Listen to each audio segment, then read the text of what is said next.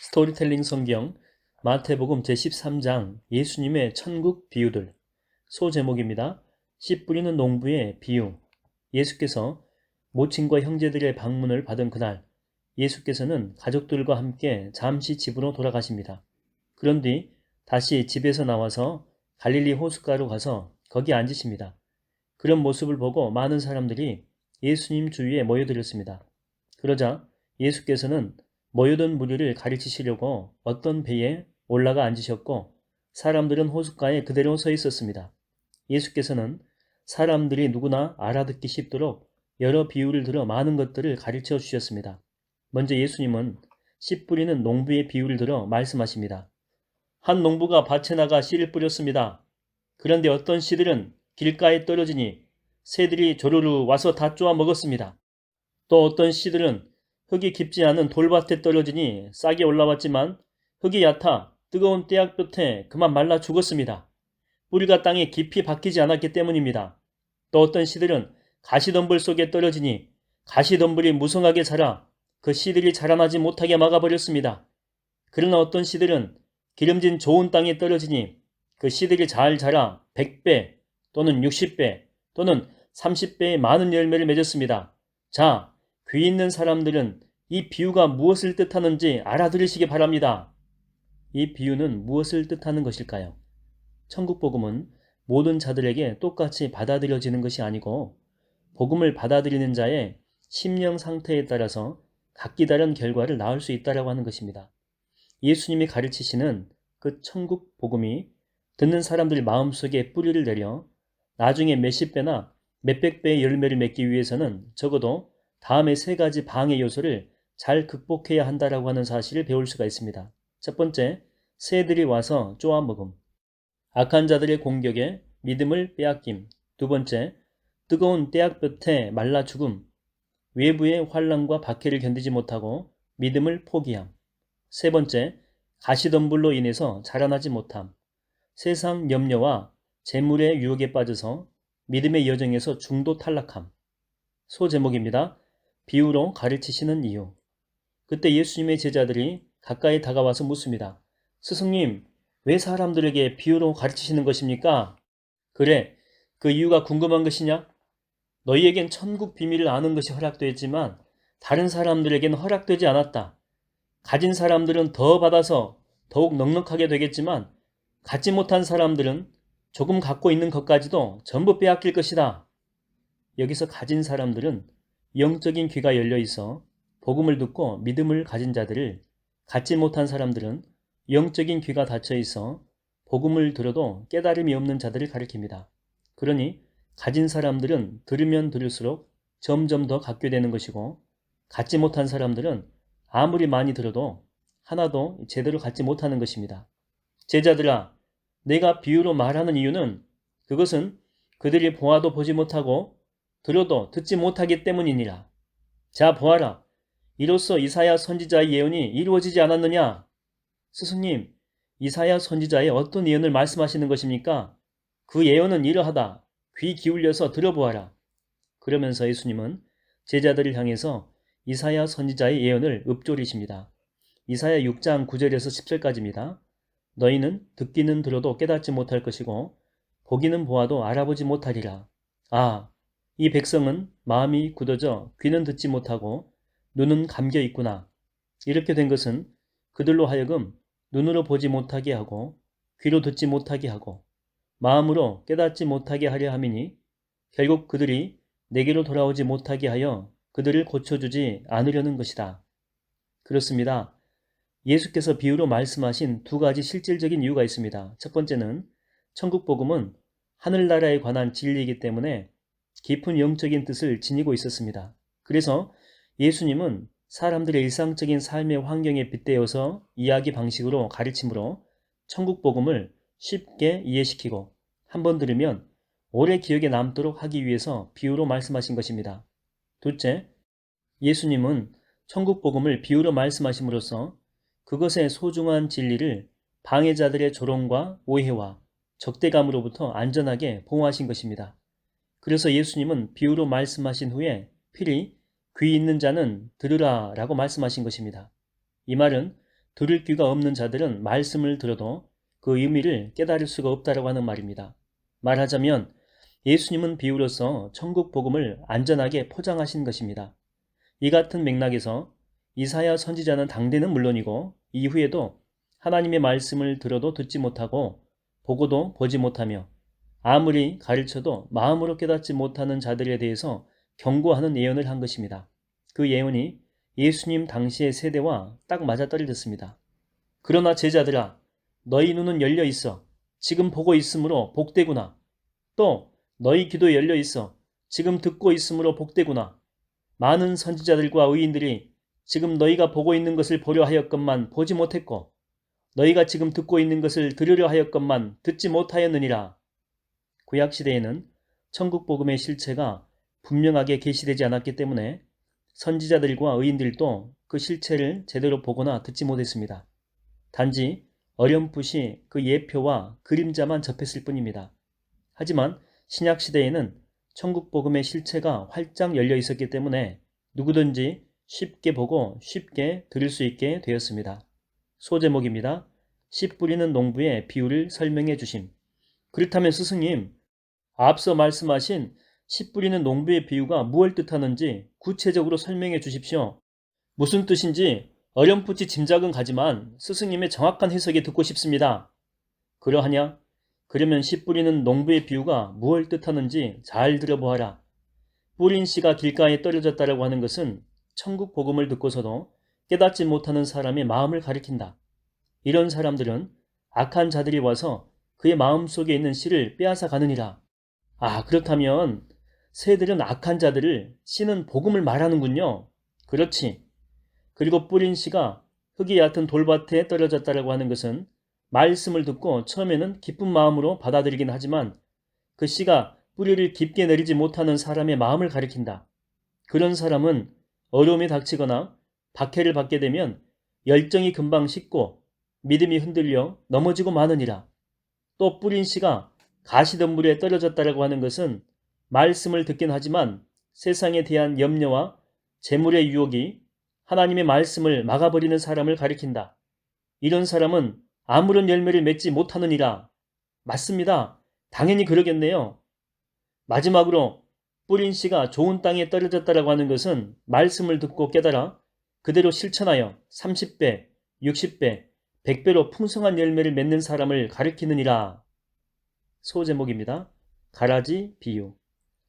예수님이 두 번째로 주신 비유는 가라지 비유입니다.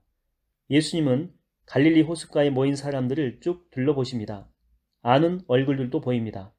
그들을 보며 웃어주셨습니다. 그런 뒤 입을 열어 말씀하십니다. 여러분, 천국은 자기 밭에 좋은 씨를 뿌린 농부와 같습니다. 사람들이 자는 동안에 원수가 밀밭에 가라지를 뿌리고 갔습니다. 밀이 자라면서 가라지도 함께 자랐습니다. 종들이 밭에 좋은 씨를 뿌렸는데 가라지가 잔뜩 올라왔다며 투덜대자 주인은 말하기를 저런 분명 원수가 와서 그런 짓을 한 게로구나 라고 말했습니다. 왜 이런 말씀을 하시는 걸까? 듣는 사람들은 의아해했습니다. 이보다 더 멋진 말씀을 기대하고 왔는데 농사짓는 말씀이나 들려주시다니. 예수님은 개의치 않고 계속 말씀하십니다. 가라지를 다 뽑아버리겠다라고 종들이 나서자 주인이 말하기를 아니다. 지금은 가만두어라. 가라지를 뽑다 보면 밀까지 뽑히게 되니 추수 때까지 내버려 두어라. 추수할 때에 가라지를 먼저 뽑아 불에 태우라고 하겠다.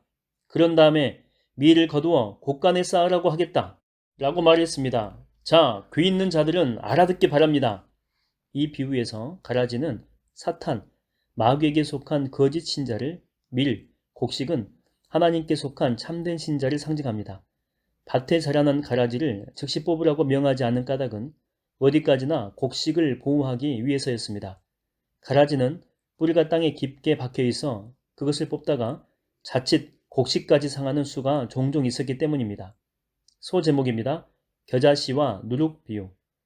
예수님이 비유로 말씀하시니 그 이야기는 쉽고 재미가 있어서 사람들이 저마다 귀를 쫑긋 세우고 듣고 있었습니다. 이에 예수께서는 또 다른 비유를 들어 말씀하십니다. 천국은 마치 겨자씨 같습니다.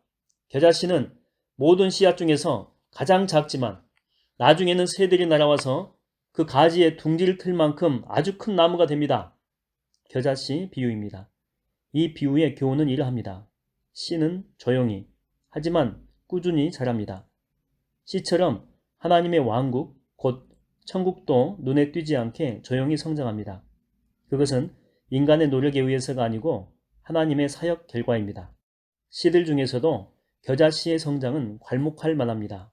아주 작은 겨자씨처럼 하나님의 왕국도 초창기에는 무척 미미하지만 나중엔 상상조차 할 수 없을 만큼 창대하게 됩니다. 실제로 이스라엘 땅의 겨자씨는 눈에 잘 보이지 않을 정도로 매우 작습니다. 하지만 1년에서 2년 내에 3.5m나 4.5m 정도 이렇게 크게 자랄 정도로 성장력이 왕성한 식물입니다. 겨자씨 비유에 이어서 예수님은 또 다른 비유를 드십니다. 어떤 여자가 밀가루 서말의 반죽 속에 누룩을 살짝 넣었습니다. 그랬더니 반죽이 온통 부풀어 올랐습니다. 천국은 이런 누룩과 같습니다. 누룩 비유입니다. 누룩의 특징은 그 대상을 부풀게 하여 크게 확장시키는 특징을 가지고 있습니다. 그런 누룩처럼 천국도 그 복음의 힘으로 말미암아 점차적으로 커지고 확장된다는 가르침입니다. 겨자씨의 비유가 천국의 외적이고 양적인 성장에 초점을 맞추고 있다면 누룩의 비유는 천국의 내적이고 질적인 성장에 초점을 맞추고 있습니다. 소제목입니다. 예수님은 오직 비유로만 말씀하심. 예수께서 천국 복음을 가르치실 때에 사람들에게 자주 비유로 말씀하십니다. 그야말로 비유 아니면 아무 말씀도 하시지 않을 정도로 즐겨 비유를 사용하십니다. 그 까닭은 무엇일까요? 첫째, 천국 복음은 이 세상 진리가 아니라 저 하늘나라에 관한 진리이기 때문에 깊은 영적인 뜻을 지니고 있습니다. 그래서 예수님은 사람들의 일상적인 삶의 환경에 비유해서 이야기 방식으로 가르침으로 천국 복음을 쉽게 이해시키고 한번 들으면 기억에 오래 남도록 하기 위해서였습니다. 둘째, 천국 복음의 소중한 진리를 그 가치를 알지 못하는 방해자들의 조롱, 오해, 적대감 등으로부터 안전하게 보호하기 위해서였습니다. 그래서 영적인 귀가 없는 사람은 비유를 들어도 그 진리를 깨닫지 못했습니다. 말하자면 비유로서 천국 복음을 안전하게 포장하신 것입니다. 이런 까닭으로 예수님은 천국 복음을 가르치실 때에 즐겨 비유를 사용하신 것입니다. 그런데 이는 일찍이 선지자를 통해서 선포하신 말씀이 메시아 예수로 인해서 성취된 것입니다. 시편 78편 2절입니다. 내가 입을 열어 비유로 말하리라. 그리하면 옛적부터 감추어졌던 비밀스러운 일들이 드러나리라. 소제목입니다. 예수께서 가라지 비유를 설명해 주심. 지금껏 갈릴리 호숫가에 어떤 배 위에 올라 무리를 가르치신 예수님. 이제 배에서 내려오신 뒤에 무리를 떠나 집으로 들어가십니다.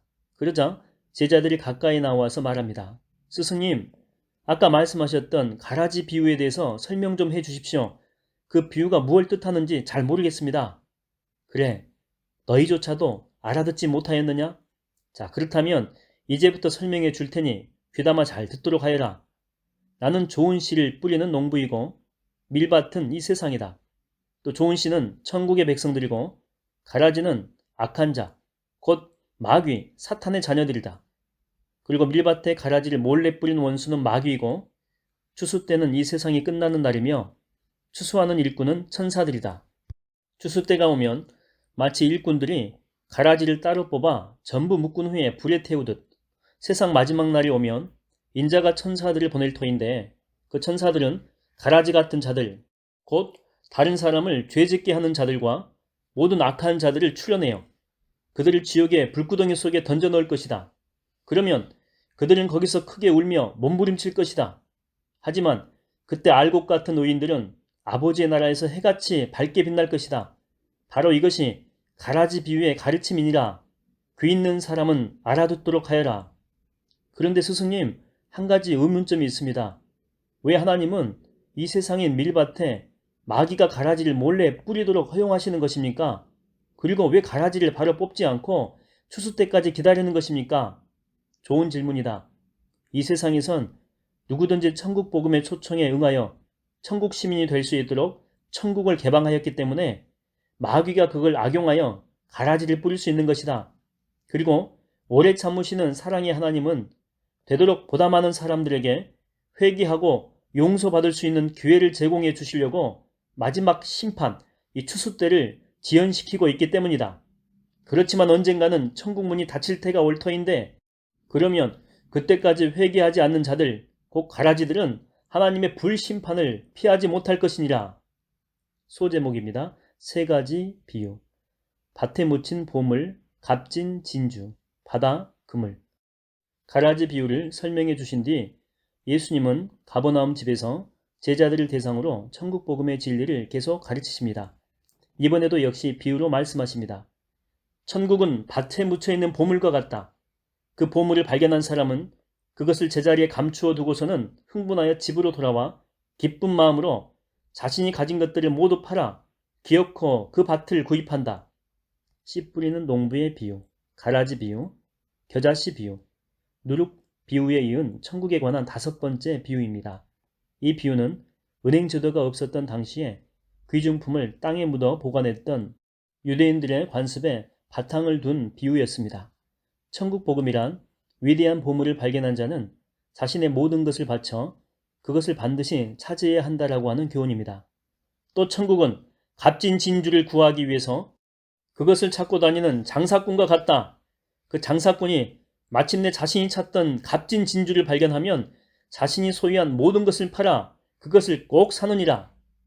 천국에 관한 6번째 비유입니다.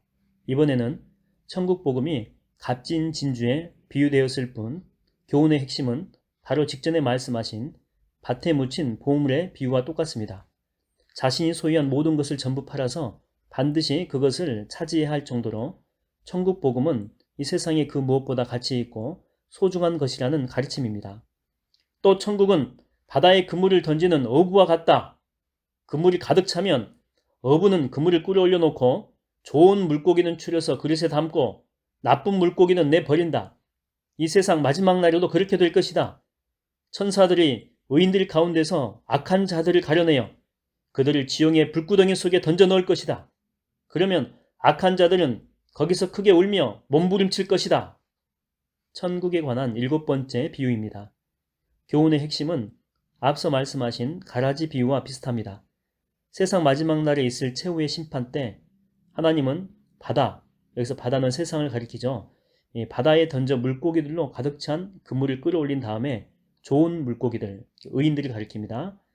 좋은 물고기들 가운데서 나쁜 물고기들을 추려내어 그것들을 지옥의 불구덩이 속에 내버린다라고 하는 가르침입니다. 이 비유는 세 가지 분명한 사실을 우리에게 일깨워줍니다. 첫 번째, 이 세상에는 의인과 악인이 공존합니다. 둘째, 이 세상이 끝나는 마지막 날이 반드시 이르고 그때가 되면 하나님께서 주관하시는 최후의 심판이 있습니다. 셋째, 최후 심판에서 의인들, 여기서 천국 복음을 받아들인 자들이죠. 이들은 구원을 받아 영생에 이르고 악인들, 천국 복음을 배척한 자들이죠. 이들은 정죄를 받아 영원한 지옥불에 떨어지게 됩니다. 소제목입니다. 옛것과 새것. 이 모든 비유의 말씀을 마치신 후에 예수께서 제자들에게 물으십니다. 내가 한 말을 잘 알아들었느냐? 네, 잘 알아들었습니다.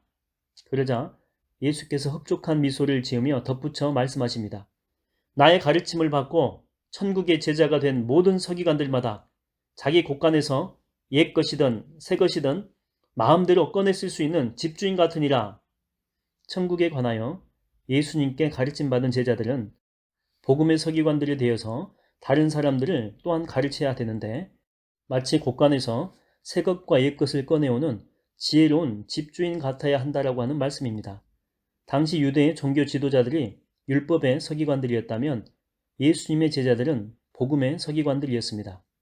그리고 여기서 새 것은 새롭게 깨우침 받은 신약의 복음을, 옛 것은 이전부터 알려진 구약의 율법을 상징합니다. 그렇습니다. 다른 이들에게 천국에 관하여 가르치는 예수님의 제자들, 곧 복음의 서기관들은 마음 곳간에 저장된 이 양자, 여기서 양자는 새 것과 옛 것입니다. 이것들을 적절하게 잘 끄집어내어 조화롭고 적절하게 가르칠 수 있어야 됩니다. 이처럼 예수께서 여러 비유를 들어 천국 복음에 관한 가르침을 베푸신 후에 그곳을 떠나 다른 데로 가셨습니다. 소제목입니다. 고향 사람들이 예수님을 배척함. 하루는 예수께서 자신의 고향인 나사렛 마을로 들어가셔서 그곳의 유대인 회당에서 천국 복음에 관해서 가르치십니다. 그러자 마을 사람들은 예수님의 가르침에 크게 놀라 서로 웅성거리며 말합니다. 거참 이상하다. 예수가 어디서 저런 지혜와 능력을 얻었지? 저 사람은 본래 목수 요셉의 아들이 아니던가? 맞아. 그의 어머니는 마리아이고 그의 동생들도 우리가 다 잘 알고 있는데 그의 남동생들은 야고보, 요셉, 시몬, 유다 이렇게 4명 아니던가? 또 그의 누이들도 다 여기 나사렛 마을에 살고 있지 않은가? 그런데 예수가 어떻게 저런 놀라운 지식을 터득할 수 있게 되었을까? 그러면서 나사렛 사람들은 예수를 하찮게 생각하고 달갑지 않게 여겨서 그를 무시하고 배척합니다. 그러자 예수께서 고향 사람들을 향해서 말씀하십니다. 본래 선지자는 자기 고향과 자기 집안 사람들에게는 존경받지 못하는 법이라오. 실제로 그렇습니다. 예로부터 선지자의 어릴 적 모습을 보고 그의 인간적인 측면을 빠삭하게 아는 자들은 대개 그를 하찮게 여겨 그가 가진 놀랍고 탁월한 능력을 무시하는 경향이 있습니다. 이처럼 고향 사람들이 예수님을 믿지 않고 배척했기 때문에 예수께서는 그곳 나사렛에서는 기적을 많이 베풀지 않으셨습니다. 하나님의 아들이신 예수님은 무한한 능력을 소유한 분이기 때문에 누구에게든 어디서든 이적을 충분히 베풀 수 있었습니다. 하지만 예수님은 사람들의 믿음에 응하여 이적 베풀기를 기뻐하십니다. 따라서 자신을 무시하고 노골적으로 배척하는 자들에게는 단지 능력을 과시할 요량으로 이적을 베풀 이유는 하등 없었던 것입니다.